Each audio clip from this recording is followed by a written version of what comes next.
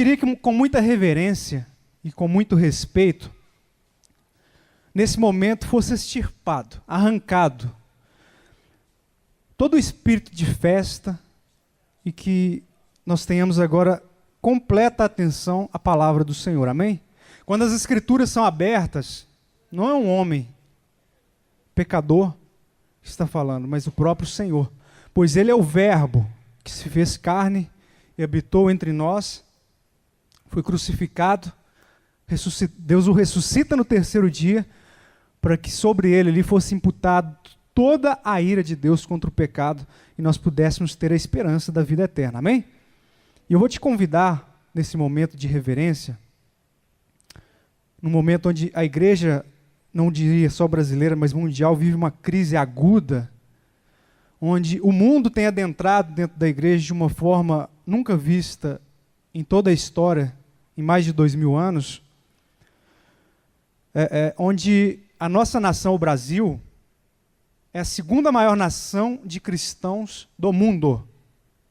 Estamos atrás apenas dos Estados Unidos da América. E um paradoxo, né? Porque ao mesmo tempo que somos a segunda maior nação do mundo, somos também a mais corrupta, a mais depravada, a mais pecadora. Eu tenho uma pessoa conhecida que é americana.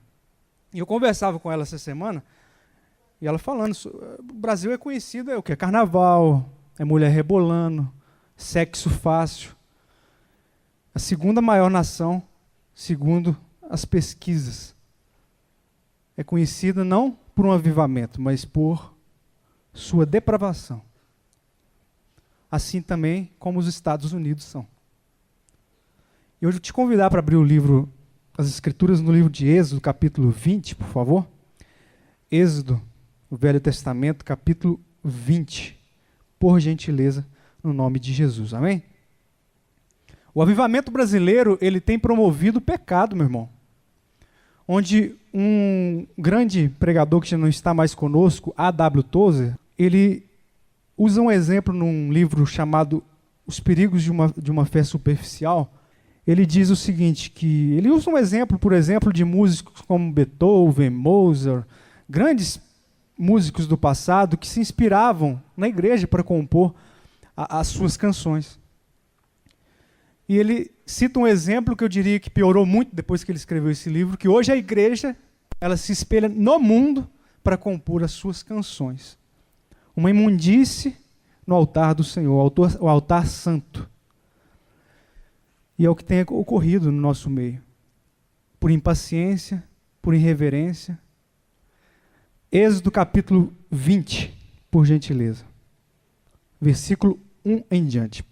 Então falou Deus todas estas palavras, dizendo: Eu sou o Senhor, teu Deus, que te tirei da terra do Egito, da casa da servidão. Não terás outros deuses diante de mim. Não farás para ti imagem de escultura, nem alguma semelhança do que há em cima nos céus, nem embaixo na terra, nem as águas debaixo da terra.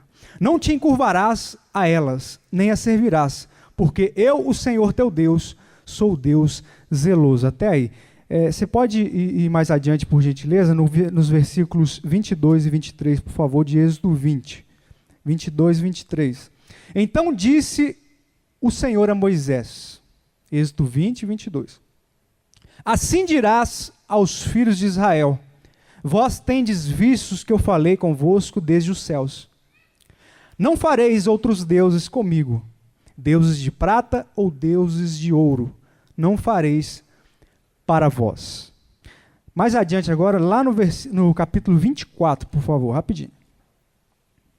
Êxodo 24, versículo 7. Êxodo 24, versículo 7. E tomou o livro do concerto e o leu aos ouvidos do povo. E eles disseram: Tudo que o Senhor tem falado, faremos e obedeceremos. Faremos e obedeceremos. Bom, aqui foi só uma introdução. E eu queria que você curvasse sua cabeça por alguns segundos, por reverência a essa palavra. Senhor meu Deus, amado, querido e poderoso Pai, por intermédio do Teu Filho amado Jesus Cristo, a tua palavra está sendo exposta nessa manhã, meu Deus. Que cada um aqui diminua, que o Senhor cresça, a fim de que o teu reino avance e que todo o pecado seja arrancado, que toda a aparência do mal seja retirado do meio de nós. Pai, o Senhor diz, sede santos porque eu sou santo, diz o Senhor. Ó Pai, que as palavras que sairão aqui agora deste altar possam ser recebidas como palavras do Teu Espírito Santo, não como palavras de um pecador, de um homem falho como eu sou. Em o nome de Jesus, ó Deus, tem misericórdia de nós, em nome de Jesus. Amém? Então foi uma introdução. Se você continuar adiante do capítulo 25 de Êxodo até o capítulo 31, aqui Deus está passando umas diretrizes para o povo, umas instruções para a construção do tabernáculo. E Moisés, como eu acredito que nós todos aqui já conhecemos, é o líder escolhido por Deus para conduzir aquele povo do Egito até a terra prometida. E Moisés não tinha muita fluência verbal. Deus então levanta Arão. Arão como auxiliar de Moisés. Amém? Moisés então, como líder, e seu auxiliar Arão, retira aquele povo como instrumento nas mãos de Deus do Egito. E eles estão no deserto. Quando Deus leva Moisés até o Monte Sinai, ele recebe ali os 10 mandamentos. Os 10 mandamentos são um marco para a civilização, um marco para a nossa história, a história mundial, a história da humanidade, onde até mesmo ateus, outras religiões reconhecem a importância dos 10 mandamentos para a civilização. Não matarás. As pessoas eram como bichos, irracionais, não tinha. Então, os 10 mandamentos vêm e transforma e traz civilização para a humanidade. Então, os 10 mandamentos são um marco e Deus concede isso a Moisés no Monte Sinai. Aqui no capítulo 32, é onde está a nossa mensagem, versículo 1. Êxodo 32, versículo 1. Rapidamente. Moisés queria ver a face de Deus, meu irmão. Esse era um homem bem-aventurado que tinha fome e sede de justiça. Ele queria ver a face do Deus vivo. Aquele homem, como todo Israel, o povo de Deus, já tinha visto o mar se abrir, a sarça ardente, os cavaleiros de Faraó serem afogados no mar, serem humilhados. Mas ele queria mais. Rogo-te, Senhor, que me mostre a tua face, a tua glória, eu quero mais. E no versículo 32, Moisés está no Sinai com Deus, e acontece o seguinte, versículo 1. Mas vendo o povo que Moisés tardava em descer do monte, ajuntou-se o povo a Arão e disseram-lhe, levanta-te, faze-nos deuses que vão adiante de nós, porque quanto a este Moisés, a este homem que nos tirou da terra do Egito, não sabemos o que lhe sucedeu. E Arão lhe disse, arrancai os pendentes de ouro que estão nas orelhas de vossas mulheres, de vossos filhos, de vossas filhas, e trazei-mos. Então todo o povo arrancou os pendentes de ouro que estavam nas suas orelhas, e os trouxeram a Arão. E ele os tomou das suas mãos, e formou o ouro com um buril, e fez dele um bezerro de fundição. Então disseram, estes são teus deuses, ó Israel, que te tiraram da terra do Egito. Então Israel já tinha visto feitos, maravilhas extraordinárias das mãos de Deus.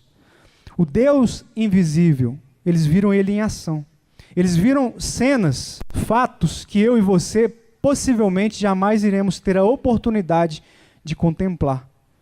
Mas Deus concedeu essa honra àquele povo, o povo de Deus, o povo de Israel. Mas mesmo assim eles desejavam mais. Por quê? Aqui no versículo 1, a impaciência, o imediatismo tomou conta do coração daquele povo. Nós vamos ver o porquê. Por causa da ociosidade. Tem um ditado popular que diz que a mente vazia é a oficina do diabo, né? A ociosidade toma conta daquele povo e eles decidem mais. Eu quero mais. Agora eu desejo moldar um Deus segundo as minhas próprias concupiscências. Olha como que eles se referiram a Moisés, o homem que Deus escolheu, o levantou para tirá-los do Egito. A este Moisés, a este homem, ou seja, qualquer. Olha a falta de temor daquele povo. A ociosidade toma conta do coração deles e já não havia mais temor. E Arão, como braço direito de Moisés, cede a essa ociosidade. Meu irmão, eu e você, nós podemos criar o Jesus que nós quisermos na nossa mente. E é isso que o povo, que os cristãos contemporâneos, ou chamados cristãos, têm feito. O espírito festeiro, o espírito da cobiça, o espírito da vitória, conquistar a vitória, vencer, vencer, vencer, vencer. E se você não vencer, você é derrotado, aos olhos dessa teologia fraca. Então eles decidem criar um Deus, criar o próprio Deus, e murmuram contra Deus. Embora tivessem visto esse Deus invisível em ação, a maior tentação subiu ao coração deles e eles se entregaram. Muitos, e eu creio que não é o caso dos senhores, porque para estarem aqui hoje, essa hora da manhã, vocês não estão atrás de medalhinha, de óleo, de stand-up comedy. Isso aqui não é um palco. Isso aqui é o altar do Senhor. Aqui sai a palavra do Deus vivo. Amém? Então nós temos pregado um evangelho no qual não tem causado dor, não tem causado sacrifício. E nós estamos tornando o evangelho algo aceitável, gostoso, prazeroso. É como se eu pegasse e te desse uma injeção para você ficar adormecido ou sedado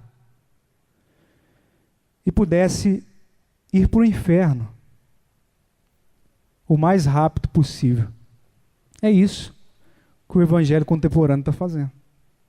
Te dando uma injeção para aqueles que são ociosos, preguiçosos, dando uma injeção para que você durma, para que você pereça, para que você ceda à ociosidade, para que você se conforme, se pareça com este mundo que jaz no maligno. É isso que uma palavra distorcida pode nos causar. Se é tu o filho de Deus, lança-te daqui. Lança-te daqui, se não é o filho de Deus. Não tentarás o Senhor teu Deus. Satanás, ele usa isso aqui, ó. Você está achando que ele usa chifre? Está preocupado com te atrair para a prostituição? Não. Você já sabe que isso é errado. Roubar, cobiçar, não. Quer te enganar aqui, ó. Como tentou enganar Jesus no deserto. Você não é o filho de Deus, lança-te daqui. Ele enviará os anjos, te socorrerá. Não tentarás o Senhor teu Deus. Bate daqui, Satanás. Mas não, nós somos diferentes. Ah, é? O que você tem para me dar? Aí a pessoa começa a argumentar com o diabo, né? Começa a moldar o próprio Deus na sua mente. Moisés buscava a face do Senhor e recebia os 10 mandamentos, como eu disse, um marco. Mas não percebeu que o povo estava se corrompendo. Lá no arraial onde eles estavam ao pé do Monte Sinai. Estava em perigo. Porque o braço direito de Moisés permitiu que o povo cedesse à ociosidade. E aquilo acende a ira de Deus contra aquele povo que estava recebendo a segunda oportunidade. Quem aqui deseja uma segunda oportunidade? Diz assim, Diego, eu já cometi muitos erros na minha vida e eu queria uma segunda oportunidade. Eu falei o que não deveria, eu fiz o que não deveria, ou eu não fiz o que não deveria, mas eu desejaria, eu daria tudo, daria minha vida por uma segunda oportunidade em determinado assunto. Quem aqui pode falar isso? Eu daria várias vidas, se eu tivesse, para não cometer muitos erros que eu já cometi no passado, para ter uma segunda chance. Talvez hoje seja a minha, a sua, a nossa última chance de nos arrependermos, de rasgarmos nossas vestes, rasgarmos o coração, pois sem arrependimento não há conversão, não há salvação. Humilhai-vos, pois, perante a poderosa mão do Senhor. Aquele que se humilhar, esse será exaltado. Tem um ditado que diz, né? Os humilhados serão exaltados. Não, heresia, não serve. Aquele que se humilha na presença de Deus, esse será exaltado. Bem-aventurados os pobres de espírito. Bem-aventurados os que choram, porque eles serão consolados. Chora por quê? Arrependimento. Se humilha na presença de Deus, rasga o coração. Ele é consolado. Ele é visitado pela presença de Deus. Não há outra forma. Talvez muitos de vocês que estão aqui nessa manhã, ou muitos dos que já passaram por aqui nessa manhã, já passaram pelo batismo nas águas, fizeram a confissão de fé, mas ainda não conhecem a Deus. Conhecem a palavra de Deus, mas não conhecem o Deus da palavra. Arão então cede à ociosidade e acende a ira de Deus, mais uma vez, após receberem uma segunda chance. Algumas pessoas, elas esperam a resposta de Deus, elas esperam a justificação de Deus, mas elas não querem trabalhar. Nenhum trabalho no Senhor, ele é em vão. Se você for no livro de Provérbios, capítulo 12, abre aí rapidamente. Provérbios 12. Provérbios, capítulo 12. Moisés trabalhava no Senhor. Teve um encontro com Deus. Um encontro com Deus vivo. Não estava no Monte Sinai fazendo piquenique, acampando. Não. Estava diante do Deus vivo. Aquele monte foi coberto de fogo. Desceu fogo dos céus naquele monte. As pessoas não poderiam se aproximar, porque morreriam, não suportariam a presença de Deus. Tamanha foi a glória, a Shekinah de Deus que desceu naquele lugar. E Moisés ali batalhando. E o povo no acampamento, se misturando com os cananeus, com os costumes, ocioso, como muitos. Talvez você. Ah, Diego, você não sabe, mas a minha vida é tão corrida. O dia a dia, escola, faculdade, trabalho, filho, marido, esposa. Tem tempo. Não tem tempo e vai esfriando. E vai se tornando uma pessoa ociosa. Vai dando espaço, vai dando terreno para Satanás, um ser astuto, um ser inteligente, sagaz, astúcia. Revestivos de toda a armadura de Deus, para que possais estar firmes contra as astutas ciladas de Satanás. Ele é astuto, paciente, ele trabalha ao nosso derredor, trabalha até em cima do altar, com calma, com mansidão, procurando a quem possa tragar. Muitos me acompanham, te acompanham desde o seu nascimento no berçário. Sabe quem você é. Sabe onde está a sua fraqueza. Sabe onde você vai ceder à ociosidade, ao pecado, que vai te separar de Deus, pois sem santidade ninguém verá Deus. Mas como assim? Não pode ver Deus aqui, é impossível. Ele verá Deus, futuro. Sem santidade não há salvação, não há regeneração. É um dom que você recebe. Ah, eu vou me santificar por méritos. Não. No meio do ano eu fiz uma viagem, eu fui a São Paulo, e eu conversava com um senhor que eu nunca tinha visto na minha vida. Antes de eu terminar de falar, você é mineiro, né? E da roça, né? Sou do mineiro da roça. Mas porque, como que o senhor sabe? Seu sotaque. Sotaque. Consegue disfarçar. É muito nítido que eu sou mineiro. Como é muito nítido que ele é paulista. Assim são os dons do Espírito. Você não consegue simular por muito tempo. Você não consegue fingir ser uma coisa que você não é por muito tempo. Ou é ou não é, meu irmão. É um dom que você recebe. E muitos, ociosamente, quando precisam desses dons, que é o domínio próprio, que é o amor para com o próximo, enfim, os dons do Espírito, não conseguem exercê-los, por quê? Porque não pratica, não tem vida de oração, não se santifica, não é santo, não verá a Deus. Por exemplo, durante alguns anos da minha vida, eu fui um atleta amador nas artes marciais. Se aquele grandão ali, o Adeilton, forte, vier para cima de mim, eu sei me defender. Olha o tamanho do bicho. Não é fácil, não. Mas eu acho que eu consigo dominar ele. Na minha mente eu sei o que fazer. Mas há muitas coisas que eu sei aqui, que aqui já não obedece mais, não. Ainda mais esse ano que eu estou sedentário, como eu machuquei meu pé. Mas porque não está praticando. Assim são os dons do Espírito. você possui, mas você não ora, não tem vida de estudo bíblico, você precisa conseguir usar. Como um atleta enferrujado, como um atleta está machucado. Você tem o dom, você recebeu, né? Sua conversão, você recebeu do Espírito Santo, mas você não tem poder, porque você cedeu à ociosidade, como aquele povo. Provérbios 12, versículo 11 diz que o que lavra a sua terra se fartará de pão, mas o que segue os ociosos, preguiçosos, vagabundos, está falto de juízo. A Bíblia também diz em Provérbios, não precisa abrir, eu vou citar aqui, 17, 24, mais à frente, eu vou falar aqui uma tradução que deve ser diferente da sua, que é uma que eu gosto muito, que na face de um homem sensato se vê a sabedoria. Sabedoria quem que é? Jesus, a palavra. Ele é a sabedoria e o entendimento. Ele é o princípio, o fim. Jesus. Olharam para ele e foram iluminados. E os seus rostos não foram confundidos. Por quê? Porque foi encontrado sabedoria. Na face de um homem sensato se vê a sabedoria. Mas os olhos do tolo, burro, enfim, ocioso, preguiçoso, estão nos confins da terra. No mundo, no pecado, no modismo. Tira, pula, tira o pé do chão. Tira, pula, tira o pé do chão.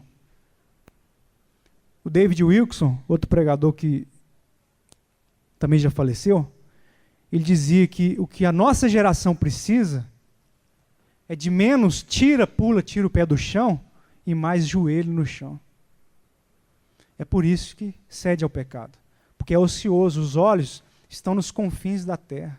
E essa a palavra chama de tolo, louco, burro, bobo. Onde estão os seus olhos? Não responda para mim. Aquele povo colocou os olhos nos cananeus. Aquele povo colocou os olhos no pecado, na ociosidade, nas paixões do próprio coração. Meu irmão, os deuses que nós criamos na nossa mente, como eu dizia aquela hora, que nós temos essa capacidade, o Dr. Steve Gallagher, ele diz no livro dele, No Altar da Idolatria Sexual, que eu posso ter, você pode ter homem, você mulher pode ter, enfim, eu posso ter a mulher que eu quiser na minha mente. Você, mulher, pode ter o homem que você quiser na sua mente. A capacidade da mente é incrível, principalmente para o pecado. E aquele povo forma um Deus segundo as suas próprias concupiscências. Aqueles deuses cegam aquele povo por amor do nosso Deus. O amor que Deus desejava mostrar para eles, como deseja mostrar para mim e para você nessa manhã. Amém? Talvez o seu Deus, talvez você te questione assim, irmão Diego, mas eu não tenho estátua em casa, não tenho crucifixo, eu já larguei essa vida. Eu nunca tive. Eu sou crente, sou evangélico, sou o que dá sede. Idolatria não é só imagem não, meu irmão.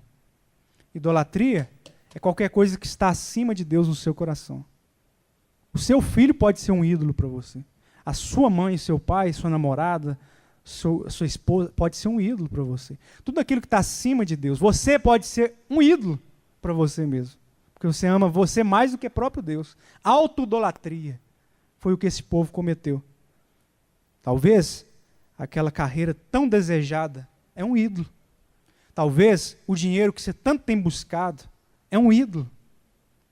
A namorada, o namorado, o noivo, a noiva, o filho, um desejo, um sonho, que aos olhos naturais não tem problema nenhum, mas no seu coração já se constituiu lealdade e está te separando de Deus. Está limitando, está te deixando ocioso, está te afastando do Deus vivo, do amor de Deus. Os cananeus adoravam Baal, Deus da riqueza, da imoralidade sexual, do pecado. E eles fazem ídolos conforme os costumes de Baal, do povo que adorava Baal, os cananeus. Costumes nos quais eles haviam aprendido na terra do Egito. Versículo 3. Então todo o povo arrancou os dentes, os pendentes, que estavam nas suas orelhas, e os trouxeram a Arão. E ele os tomou das suas mãos, e formou o ouro com um buril, e fez dele um bezerro de fundição. Arão foi o primeiro sacerdote de Deus em Israel. Arão tinha fluência verbal, um ótimo comunicador. Eu tenho um professor, tinha, né, no semestre passado, de história e política contemporânea. O camarada conhece a Bíblia toda. Fala bonito, subir aqui, faz você chorar se ele quiser. Tem fluência verbal. Fala bem. Conhece as Escrituras. Mas você vai olhar a vida dele. Espírita. Cabo eleitoral de partido que é completamente contra a fé cristã. Marxista. Enfim, ateísta. Mas conhece a Bíblia. Tem fluência verbal. Te faz chorar. Ou seja, facilmente vai enganar uma pessoa ociosa. Facilmente vai enganar talvez você, que não conhece a palavra de Deus. Ou talvez conhece, mas não conhece o Deus da palavra. Então eles rompem o mandamento que a gente leu lá no início da palavra, em Êxodo 20, versículo 4, não fará para ti imagem de escultura. Deus havia libertado eles dos costumes, do modismo do Egito, das esculturas, das imagens. Deus já te libertou, meu irmão, minha irmã, escuta, já te libertou da heresia, já te libertou, meu irmão, desse pecado maldito, desse ídolo que está no seu coração, que você tem sustentado, você tem alimentado essa lealdade no seu coração, e Deus, ele não se envolve em lealdades, ele se retira simplesmente, ele não entra em briga de lealdades, meu irmão. Se há lealdades conflitando dentro de mim, dentro de você, ali não está a presença de Deus, pois o Espírito de Deus, ele é santo, ele é puro, ele é irrepreensível, ele não se mistura com o que é profano, ele não se mistura com ídolos, ele não se mistura com deuses, porque ele é soberano, ele é único, ele é onisciente, onipresente, onipotente, está sentado num trono sublime e virá nos buscar em breve. Jesus está voltando e nós estamos com o coração cheio de ídolos, de lealdades, e se nós não limparmos os nossos corações, nós iremos sobrar, meu irmão. Bem-aventurados os limpos de coração, pois eles verão a Deus. Davi, quando pecou, isso aqui tinha que ser a sua oração todo dia. Cria em mim, ó Deus, um coração puro, limpo, e renove em mim, Senhor, um espírito reto, inabalável, santo, puro, separado. Pelo amor de Deus, me santifica, ó Deus. Pequei contra ti, somente contra ti pequei. Os olhos do povo de Deus estão voltados para o mundo fora da igreja. Quais os frutos que a igreja tem apresentado? A segunda maior nação cristã do mundo, quais os frutos? Nunca se houve tanta corrupção no nosso país. Vai lá na América, nos Estados Unidos. A investigação, liga na CNN, quem é que tem TV a cabo? Se você não entende o inglês, é investigação atrás de investigação. É corrupção atrás de corrupção. É terremoto, aquecimento global. Vai lá nos Estados Unidos, vai no Canadá, essa semana, eu esqueci o nome da cidade, fez menos 30 graus. Olha o calor insuportável que está lá fora. Jesus está voltando. E você está adorando outros ídolos, outro Deus, outros deuses, e não o Deus vivo. Meu irmão, por que nós vamos continuar oferecendo essa imundície no altar? O altar virou um picadeiro. Como o pastor sempre diz, não é popular, não é agradável isso. Por isso que a maioria já até foi embora, porque não é agradável. Não é como Moisés. Senhor, rogo-te, mostra-me a tua glória. Eu quero mais. Eu já vi sarça ardente, eu já vi fogo descendo no Monte Sinai, eu já vi mar se abrir, eu já vi os cavaleiros de Faraó se afogarem, mas eu quero mais. Eu preciso de mais. Eu rogo-te, eu clamo, mostra-me a tua glória. Mostra-me a tua face. Hoje a igreja está... Cala a boca, né? Meu irmão, você vai sobrar. Você vai sobrar. Isso não é uma ameaça, não é brincadeira. Estou com medo do inferno. Não é para ter medo. É para você acordar. é para você ser exortado, alertado. Uma palavra como essa sendo pregada, se você não se sente incomodado, se isso não vai como uma espada de 2 gumes no seu interior, se você consegue ficar rindo, conversando na hora do culto. Claro, tem pessoas que precisam se levantar, por exemplo, e ir no banheiro, que às vezes está sentindo mal. Mas salvo essa exceção, levanta, sai andando na hora da palavra. Não tem reverência à palavra de Deus. Você não está pronto para o reino dos céus. Os querubins lá em Isaías, você pode olhar, santo, santo, santo é o Senhor dos exércitos, ininterruptamente, adorando a Deus. Oração, louvor, adoração. Você que não tem vida de oração, que não conhece a Deus, o que você vai fazer lá na Jerusalém Celestial? Se você não ora. Se não tem prazer de falar com Deus como Moisés tinha hoje. O que você vai fazer lá? Não vai lá nada. Vai não. Não entra não, meu irmão. Apartai-vos de mim, nunca vos conheci. Aquele povo já tinha visto maravilhas extraordinárias. O mar se abriu, meu irmão. Meu irmão, o mar havia se aberto. Que coisa louca. É loucura aos olhos humanos. É loucura, não é loucura? O mar se abrir.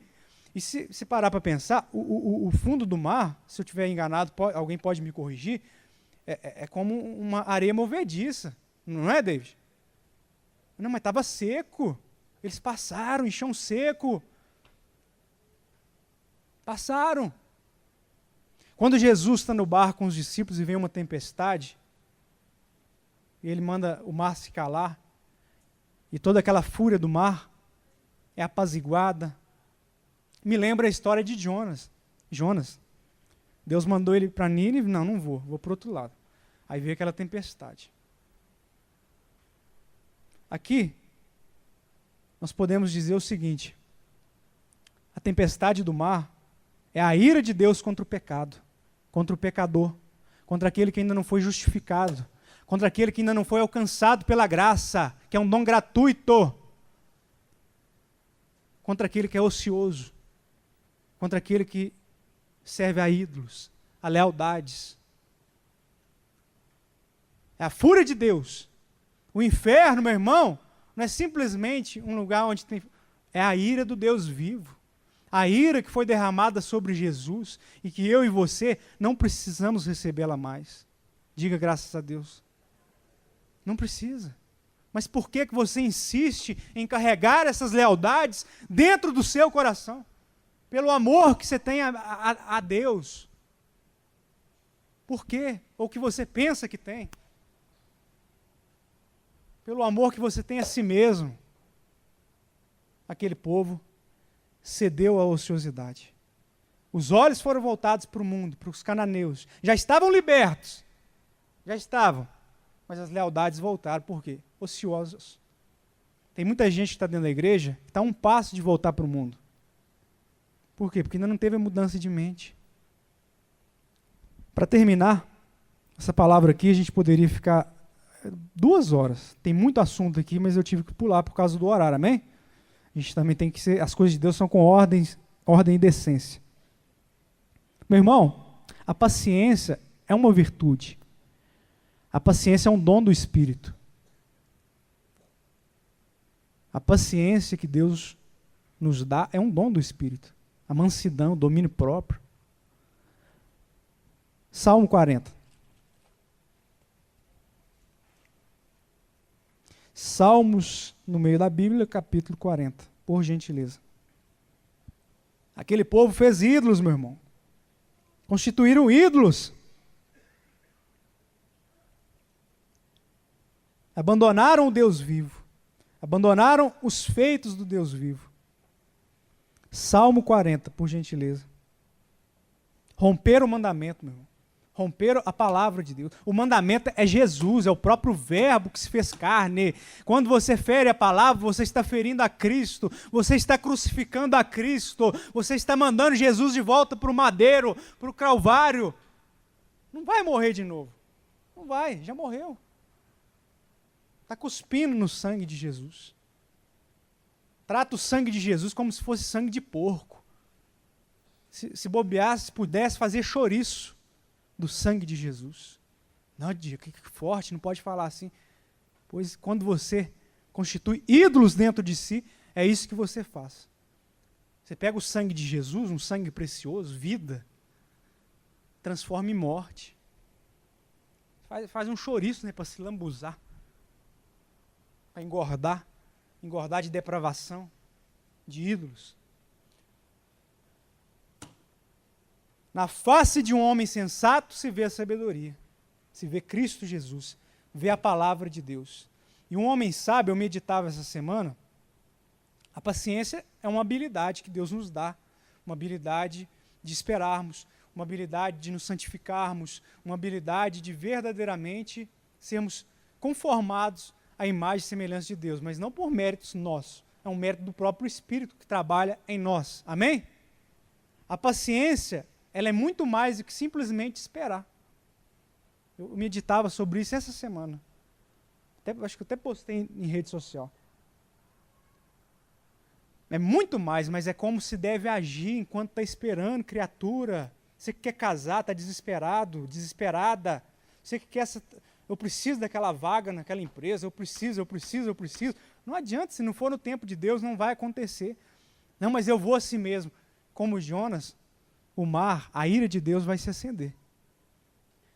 Dá uma volta aqui no centro de Belo Horizonte. Dá uma volta. Entrevista moradores de rua. Quando eu entrei no meu primeiro ano da faculdade, o pessoal lá fez um trabalho, uma entrevista com moradores de rua. Lá tinha pessoas que falavam inglês fluente, jornalistas, advogados, que estão morando na rua. Por quê? Porque cederam à ociosidade. Por quê? Porque constituíram ídolos. Ah, vou mudar lá para São Paulo. Quer saber, Diego? Cansei. Chega de Belo Horizonte. Vou abandonar a casa do pão. Vou para São Paulo agora. Aí chega lá em São Paulo, Deus não mandou para ir para lá. Não mandou ele ir para lá. Mas ele vai assim mesmo. Como Jonas. Não, ele mandou ir para Nínive. Não vou. Vou para São Paulo. Aí chega lá, o dinheiro acaba. Não arruma emprego. Não consegue casar, continua encalhada. Quando vê, está morando na rua. Isso quando dá sorte, não está preso, amarrado no crack, na cocaína, na maconha, na prostituição. Eu vi uma médica uma vez, completamente destruída pelo crack, nas ruas. Médica. Ela mostrou o CRM. Médica.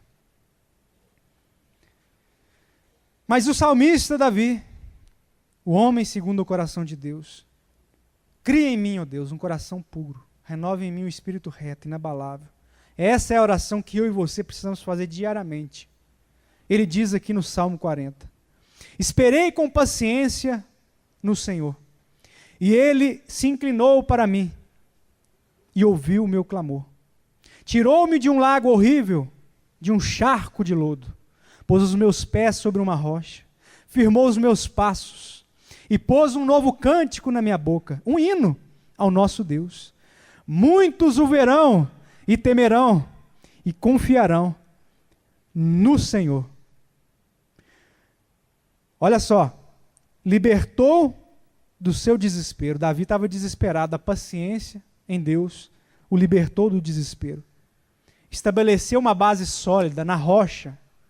Sua vida que está estabilizada, fundamentada no lodo, na areia, precisa ser fundamentada na rocha. Seu casamento.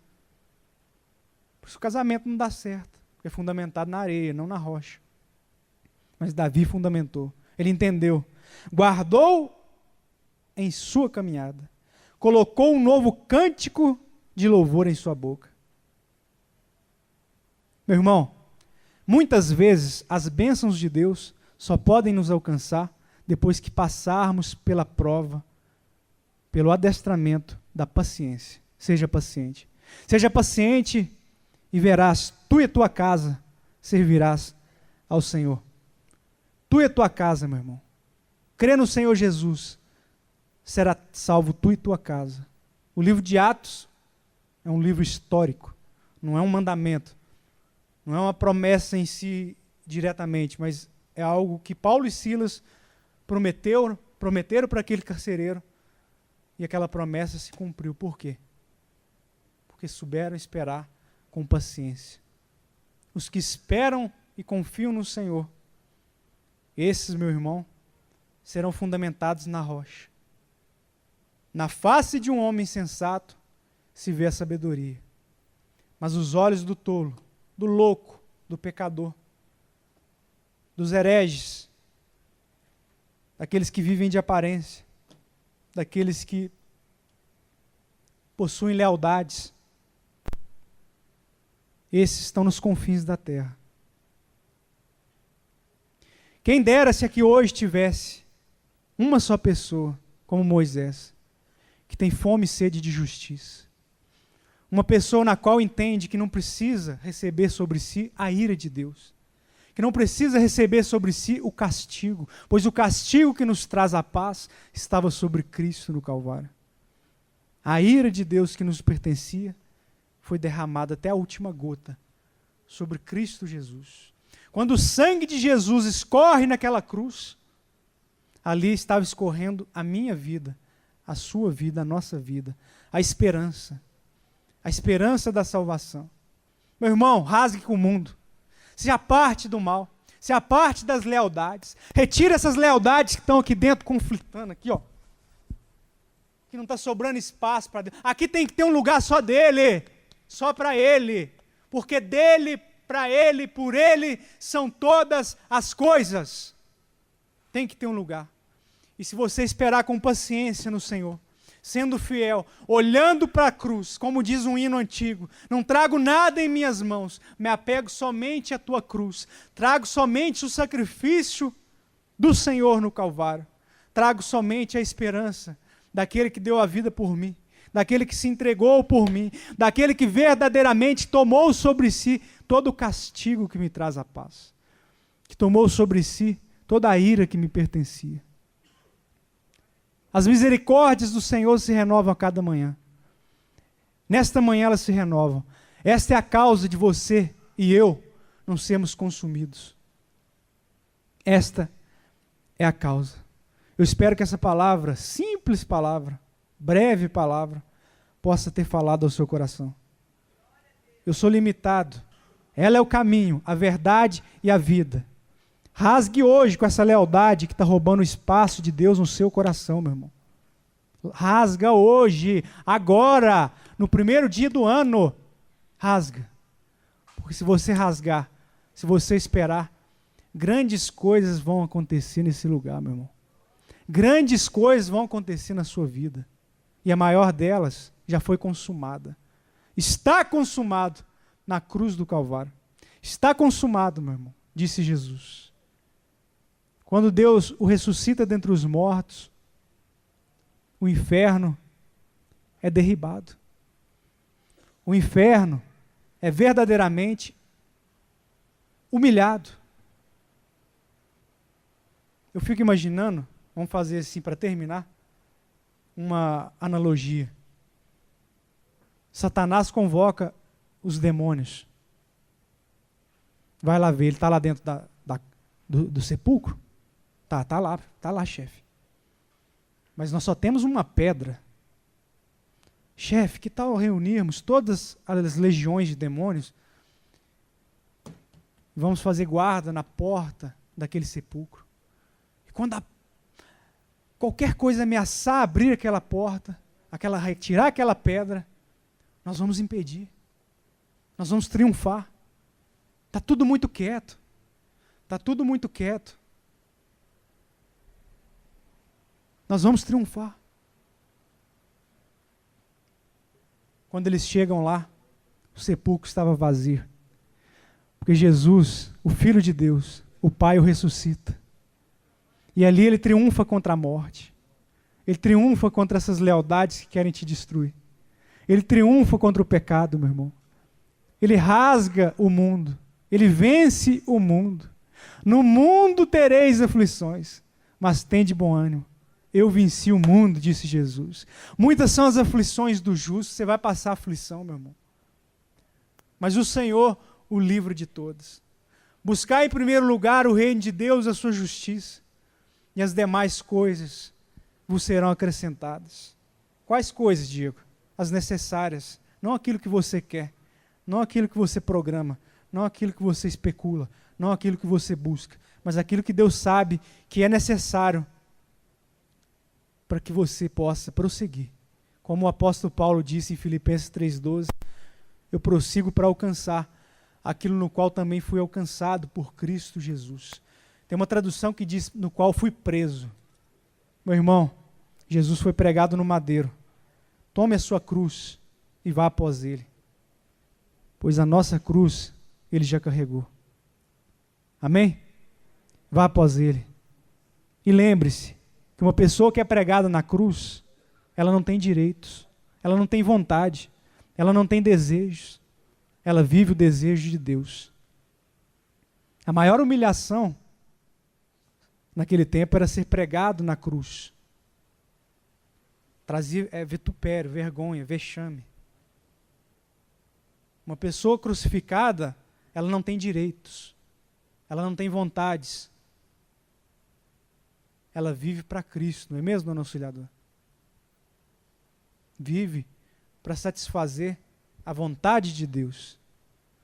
Por mais que seja sedutor, gostoso e prazeroso, ela vive para a glória de Deus. Ela vive para Cristo Jesus. Bem-aventurados que têm fome e sede de justiça, porque eles serão saciados.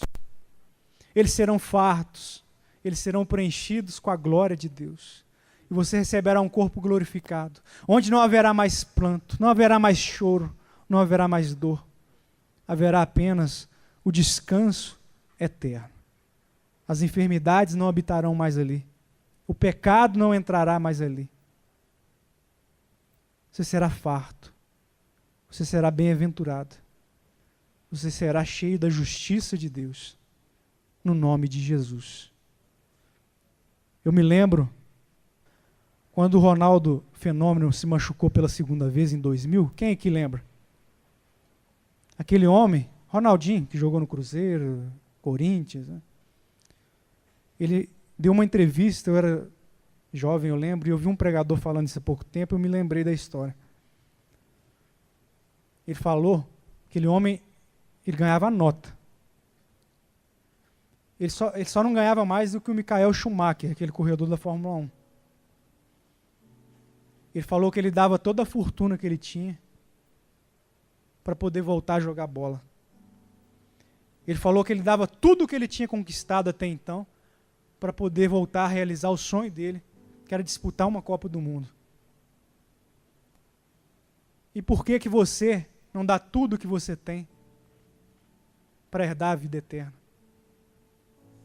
Dá essas lealdades, joga fora, rasga com o mundo. Entrega a sua vida a Cristo Jesus, verdadeiramente. Rasga com a religiosidade, com a liturgia. Não, chega. Se entrega a Cristo. E nós veremos grandes coisas acontecerem nesse lugar. E eu tenho certeza, meu irmão, eu tenho certeza, minha irmã, que verdadeiramente você verá grandes coisas acontecerem nesse lugar. Que lugar, Diego? Na sua casa, na sua vida, no nome de Jesus. Vamos dar uma salva de palmas para Jesus? Vamos cantar? Glória a Deus!